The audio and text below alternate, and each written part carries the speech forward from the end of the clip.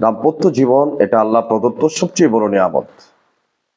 আল্লাহ রাব্বুল আলামিন কোরআনের মধ্যে বলেছেন, ইয়া আইয়ুহান নাসু ইন্না খলাকনাকুম মিন যাকারিন ওয়া উনসা ওয়া জাআলনাকুম শুউবান ওয়া ক্বাবাইলা লিতাআরাফু ইন্না আকরামাকুম ইনদাল্লাহি আতকাকুম। আল্লাহ বলেছেন, এই পৃথিবীর লোক সকল, আমি তোমাদেরকে সৃষ্টি করেছি এক পুরুষ এবং এক নারী থেকে। ওয়া জাআলনাকুম শুউবা, এবং তোমাদেরকে বিভিন্ন জাতিতে বিভক্ত করে দিয়েছি। লিতাআরাফু, যাতে করে তোমরা পরস্পরে পরিচিত হতে পারো। তো দাম্পত্য জীবন, একজন স্বামী এবং একজন স্ত্রী দুজন প্রথমে অপরিচিত থাকেন, এরপর আল্লাহ রাব্বুল আলামিন বিবাহ বন্ধনের মাধ্যমে তাদেরকে একত্রিত করে দেন। হাদিসের মধ্যে আল্লাহ রাসূল সাল্লাল্লাহু আলাইহি ওয়াসাল্লাম বলেছেন, আদ-দুনিয়া কুল্লুহা মাতাউন ওয়া খায়রুম মাতাউদ দুনিয়া লিমরাতুস সালিহ। রাসূল কারীম সাল্লাল্লাহু আলাইহি ওয়াসাল্লাম বলেছেন, দুনিয়ার সমস্ত জিনিস এর মাধ্যমে এটা কল্যাণকর, উপকৃত হওয়া যায়। তো দুনিয়ার সবচেয়ে কল্যাণকর জিনিস হচ্ছে আল ইমরাতুস সালিহ, নেককার স্ত্রী। তাহলে নেককার স্ত্রীর ব্যাপারে আল্লাহ রাসূল সাল্লাল্লাহু আলাইহি ওয়াসাল্লাম বলেছেন, নেককার স্ত্রীর আলামত কি? ইদা আমারাকা আতাআক, স্বামী যখন তাকে কোনো বিষয় নির্দেশ করে সে সেটাকে পূর্ণ করে। আর স্বামী যদি তার দিকে তাকায়, সাররাতকা, তাকে খুশি করে দেয়। তো দাম্পত্য জীবনে আমাদের টুকিটাকি অনেক ঝগড়াঝাটি বা অনেক সময় মনোমালিন্য হয়ে থাকে। এগুলা থেকে আমরা কিভাবে বের হয়ে আসব?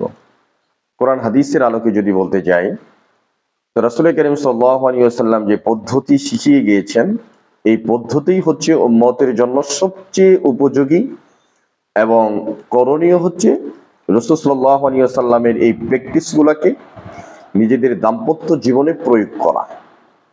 আল্লাহ রাসূল সাল্লাল্লাহু আলাইহি ওয়াসাল্লাম বলেছেন যে, তোমরা তোমাদের স্ত্রীদের থেকে যদি ফায়দা নিতে চাও, তাদেরকে নসিহত করো। কারণ স্ত্রীদেরকে তৈরি করা হয়েছে পুরুষদের পাজরের বাম হাড় থেকে। আর দিল, আর পাজরের বাম হাড় এটা হচ্ছে সবচেয়ে বাঁকা। এই জন্য তাদের থেকে ফায়দা নিতে গেলে তারা বাঁকা থাকবে, এটাই স্বাভাবিক। সুতরাং এটা তাদের কোনো বক্রতা নয়। রাসূল সাল্লাল্লাহু আলাইহি ওয়াসাল্লাম এটার মধ্যেই তাদের সৌন্দর্য খুঁজে পেয়েছেন। সুতরাং স্ত্রীদের সাথে উত্তম আচরণ করা এটা হচ্ছে সবচেয়ে গুরুত্বপূর্ণ বিষয়। কোরআনের ভাষ্য অনুযায়ী এটা আছে, ওয়াশিরুহুন্না বিল মারুফ। আল্লাহ রাব্বুল আলামিন বলেছেন, তোমরা তোমাদের স্ত্রীদের সঙ্গে উত্তম আচরণ করো, তাদের সঙ্গে ন্যায়সঙ্গতভাবে কথা বলো।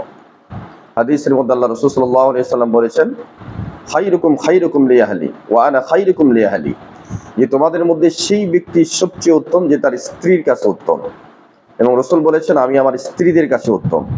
সুতরাং একজন ব্যক্তি বাইরে তার যদি প্রভাব প্রতিপত্তি থাকে, তাকে সবাই স্নেহ করে, তাকে সবাই ভয় করে, তাকে সবাই সম্মান করে, তাকে নিয়ে সবাই সেলুট জানায়, কিন্তু ব্যক্তিটা যদি তার স্ত্রীর কাছে, তার সন্তানদের কাছে, তার পরিবারের কাছে উত্তম না হয়, সে কখনো কর্মজীবনের সফল ব্যক্তি বলে দাবি করা বা তাকে সফল বলে চালিয়ে দেওয়া এটা কখনো উচিত হবে না। সুতরাং স্কলারশিপগণ, ওলামায়ে কেরাম কথাই বলেছেন যে, রাসূল কারীম সাল্লাল্লাহু আলাইহি ওয়াসাল্লামের আদর্শ জীবনের মধ্যেই রয়েছে আমাদের দাম্পত্য কলহ নিরসনের উত্তম মাধ্যম। আল্লাহ রাসূল সাল্লাল্লাহু আলাইহি ওয়াসাল্লাম তার স্ত্রীদের মাঝে মধ্যে তাদের দাম্পত্য কলহ তৈরি হতো, এটা স্বাভাবিক বিষয়। আল্লাহ রাসূল সাল্লাল্লাহু আলাইহি ওয়াসাল্লাম স্ত্রীদের থেকে ইলা পর্যন্ত করেছেন, 30 দিন একাধারে তাদের কাছে আসেন নাই। অনেক লম্বা চড়া ইতিহাস, সেদিকে আমরা যাচ্ছি না। তো আমরা আজকে যে কমন বিষয়টা আপনাদেরকে বলতে চাই, স্ত্রী এবং স্বামী দুজন একে অপরের পরিপূরক। সুতরাং একজনকে ছাড়া আরেকজন অপূর্ণ।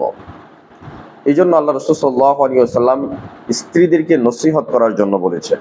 এবং এক্ষেত্রে স্বামী স্ত্রী যদি ভুল করে থাকে, কোথাও স্লিপ অফ টাং হয়ে থাকে, তো সেক্ষেত্রে ভুলটাকে স্বীকার করা। যদি ভুল স্বীকার করে নিজেদের জীবনটাকে সহজ করতে পারে, এটা হলো সবচেয়ে গুরুত্বপূর্ণ বিষয়।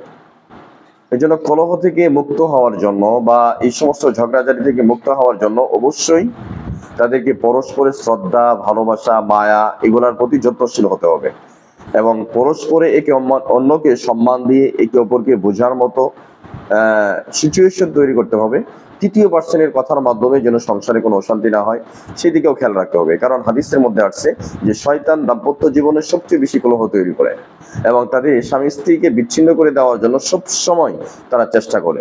এই জন্য শয়তানের ফাঁদে কখনো পা দেওয়া যাবে না। কারণ সাংসারিক জীবনে টুকটাক ঝগড়াঝাটি বা মনোমালিন্য হওয়া এটাই স্বাভাবিক, এর থেকে অস্বাভাবিক কোনো বিষয় নয়। সুতরাং এর মানে এই নয় যে আমাদেরকে বিচ্ছেদের রাস্তা খুঁজতে হবে। কারণ আল্লাহ রাসূল সাল্লাল্লাহু আলাইহি ওয়াসাল্লাম হাদিসের মধ্যে বলেছেন, আফগাদুল হালালি ইলাল্লাহি আত-তালাক, আল্লাহ তাআলার নিকটে সবচেয়ে নিকৃষ্ট বিষয় হচ্ছে তালাক। তাহলে তালাকের মাধ্যমে বা স্বামী স্ত্রী ডিভোর্সের মাধ্যমে, বিবাহ বিচ্ছিন্নের মাধ্যমে সামাজিক যে ক্ষতি হয় বা একটা আত্মীয়তার বন্ধন নষ্ট হয়ে যায়, সন্তানরা এখানে অনেক সময় অবহেলার শিকার হয়, তারা বিভিন্ন হেজিটেশনে ভোগে বা ডিপ্রেশনে ভোগে, এগুলা কলহ সামাজিকভাবে একটা বেধি হিসেবে তখন তৈরি হয়। এই জন্য স্বামী স্ত্রী দাম্পত্য জীবনটা যদি সুখকর নাও হয়, এরপরও এটাকে টিকিয়ে রাখা, এটাকে ধরে রাখা, এর মধ্যে আল্লাহ তাআলা উত্তম বদলা দান করবেন। এই জন্য স্কলারশিপগণ বলেছেন, ওলামায়ে কেরাম বলেছেন এবং বিদ্বানরা বলেছেন এই কথাই যে স্বামী স্ত্রীর বিষয়গুলোকে তৃতীয় পার্সনের সাথে কোনোভাবেই আলোচনা না করা, এবং ঘরের কথা তৃতীয় পার্সন যখন এর ভিতরে নাক গলায় বা এর মধ্যে যখন ইনভলভ হয়ে যায়, তখন স্বামী স্ত্রী সে দাম্পত্য জীবনটা বিষাক্ত হয়ে যায়। এই জন্য আমরা দাম্পত্য জীবনে যদি পরস্পরের স্বামী স্ত্রীকে শ্রদ্ধা করে এবং স্ত্রী স্বামীকে শ্রদ্ধা করে, পরস্পরে যদি তাদের ভুল বোঝাবুঝিগুলো নিজেরা দূর করতে পারে এবং কোনো ধরনের এর মাঝে কোনো কম্প্রোমাইজ না করে বা মন ছেড়ে দেওয়ার মন মানসিকতা তৈরি করে, তো আল্লাহ রাব্বুল আলামিন এর মধ্যে বরকত দান করবেন, বারাকা দান করবেন। আল্লাহ রাব্বুল আলামিন আমাদের প্রত্যেকের দাম্পত্য জীবনকে সুখময় সমৃদ্ধময় করেন।